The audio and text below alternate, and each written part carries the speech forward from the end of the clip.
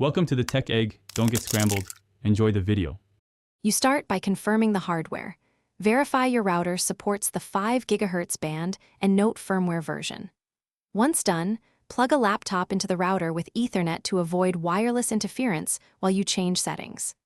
Next, open a browser and log into the router admin page using the admin username and password. If you don't know them, check the device label or reset safely. Make sure to back up current settings before changing wireless bands so you can restore if needed. You now enable and configure the 5 GHz radio in the router's wireless settings.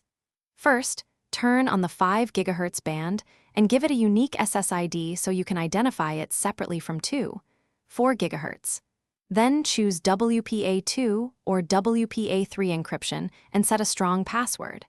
For performance, set channel width to 80 MHz when supported, and select a channel with minimal congestion. Enable DFS if the router and client support it to access cleaner frequencies.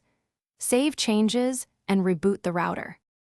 Finally, connect your devices to the new 5 GHz SSID. On each device, forget the old network and rejoin using the new SSID and password to avoid cached 4 GHz associations. If a device won't see 5 GHz, make sure its Wi-Fi adapter supports that band and update drivers.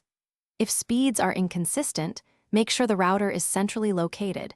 Try reducing channel width to 40 MHz and update router firmware. One key troubleshooting tip: if problems persist,